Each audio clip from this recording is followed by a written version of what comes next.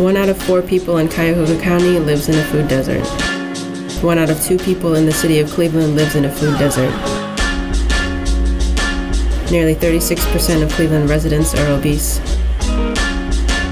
This is worse than state and national benchmarks.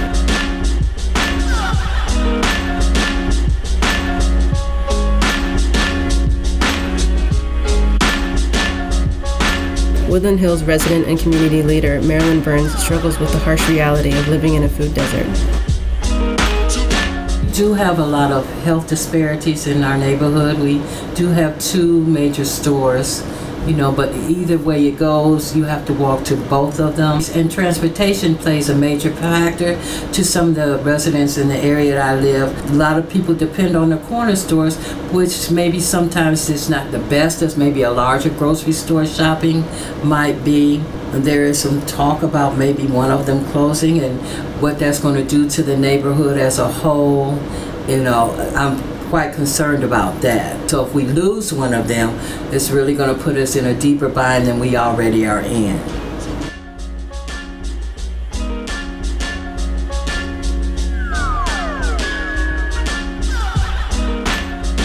Case Western Reserve University's Dr. Erica Trampled has been studying the effects of food deserts and food insecurity on Cleveland neighborhoods.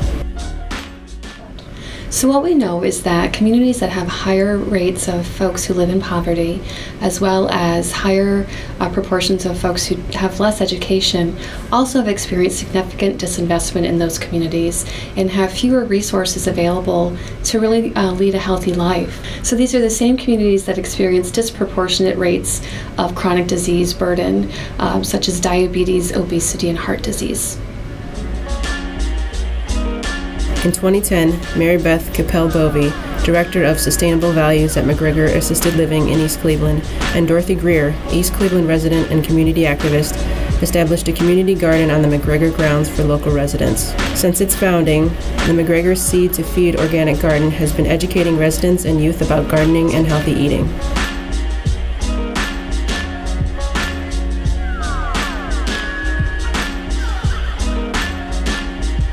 Cleveland teens Jordan Banks, Aaliyah Batchelor, and Hezekiah Lumpkin discussed their thoughts on healthy eating and food access. It's important to educate the youth about eating healthy because it can lead to a healthier lifestyle. It can prevent them from having diabetes and other diseases that harm them in the future. So healthy eating before I came to McGregor, it just meant less diseases that I'm prone to and an extension to my life, but because I've seen the residents in McGregor and the complications that they have had because of not eating healthy, it's very serious, and I take more precaution to what I eat now. And if you're not used to eating healthfully, it seems foreign, but once you start getting used to it, you can taste the chemicals in processed food. But I think it's difficult for us to get our parents to do it because, okay, we can tell them, oh, hey, we're growing XYZ in the garden today, but for them, where will I buy it for my child to get it from? One of the major issues in the city of East Cleveland is that we do not have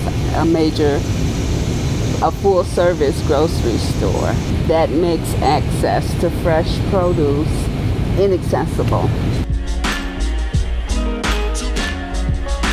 Looking to tackle the food access issues facing Tremont residents, Tremont West Development's Lindsay Smetana, community organizer and program manager, began working with corner store owners to promote healthy eating.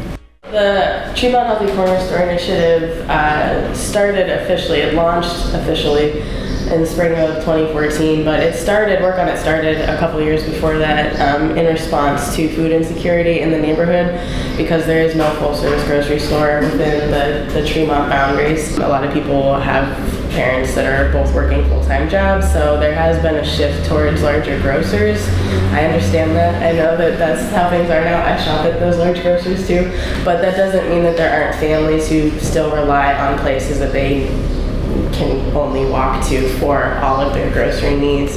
And when you throw in a single parent working 2 jobs who might not always have a car to support a bunch of kids, going 5 miles, which to us might not seem like a big deal, could be more daunting for them. Their options are limited when they go into a corner store because that's what they can get to, and all they see are shelves full of processed packaged food that's high in fat and added sugars. And it's for the people who are doing convenience shopping. They're running in before school or before work to grab something, and now that they see that there is something easy that they can grab that's green and not in a wrapper.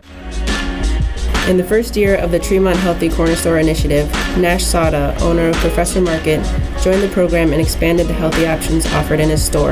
I took over like 11 years ago. I don't know how long the store been here, but somebody told me almost 40 years. Beer, wine, you know, some grocery. If I add more item on it, more stuff on the side of the store, I bring more inventory. And I have some customer, they ask for, you know, produce or fruit to bring it here, healthy stuff. That's my goal, is really just to make my customer happy. I do whatever I can for them. The program we have for fruit is really good. It's a good idea for community. It's not about money, just to make the customer happy. Across town, Eagle Fresh Market has been helping Kinsman residents eat healthier for the past several years. So I start, because we never carry no vegetable or nothing in the area, and I look around, close grocery store probably 2-3 miles. So I start slow with the vegetable, and it was very hard for me first. One of my managers said, why, you know, we can keep doing that. I said, we can't give up. We're selling healthy stuff, we're selling good stuff, people will get used to it. And I put signs outside, and I changed my store name from ShopRite to Eat Healthy, Eat Fresh Market. We expand, we start with 4-foot coolers. Now we have 24-foot. We add some fresh meat and chicken. Sometimes if some customer asks for something we never heard of it, we go to the market and we get it for them, and we make sure everything they have. We have regular customer and we have daily customer, and we have some people, you know, driving. We push every day, eat healthy, eat fresh, eat 1 apple a day, keep doctor away. Owner Fareed Nakib encourages other corner store owners to consider selling healthy options in their stores. Start with 1 box of apple and 1 box of fruit, and just start small. This way, if you don't have no customer for it, if nobody knows, if you lost, it's okay. It will help the business also. It helps all the department. It's different when you have chips and pop store, you just have a limited customer. But when you have fresh food, you have a limited customer. Critical to solving the food desert dilemma is the need to recognize past policies and practices that have led to the current situation. Sandra Bird-Chappelle, founder and principal of Strategic Solutions Partners, has been working to right these wrongs. It's important to view this work through a health equity lens, which means that if we're not careful, decisions can be made which will unfairly advantage some and disadvantage others. Historically, redlining is a good example of what inequitable policies look like. Credit and capital were restricted in areas based on who lived in those neighborhoods, which in turn shaped housing conditions, the built environment, and food access. Engaging the community and identifying problems and creating solutions is necessary if we hope to make the kind of impact we're looking for to improve population health. Many Cuyahoga County organizations and residents have been working to combat food deserts and the high rates of chronic disease they create. In 2009, they came together to create Hip-Cuyahoga. They identified key improvements and changes needed to create healthier neighborhoods. One improvement identified was the need for increased access to healthy food. Based on this feedback, Hip-Cuyahoga has begun work on a healthy retail program.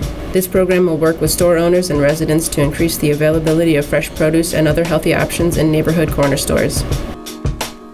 So over the last several decades, the approach that we've taken is that public health agencies have tried to come up with the solutions that we think will work best in communities that have fewer resources. And what we've learned over that time is that we see the best changes when we engage residents in identifying the solutions and identifying the assets in their own communities that will enable them to live healthier lives. And that's what we're doing with this project. We want to hear from residents. We want to hear what stores are the places where you want to see investment in your community, that you would like to shop at, what you'd like them to carry, and to really support your own community and help your community to support you.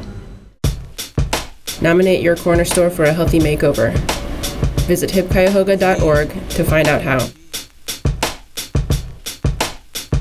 Video made possible by the Centers for Disease Control and Prevention and Hip Cuyahoga.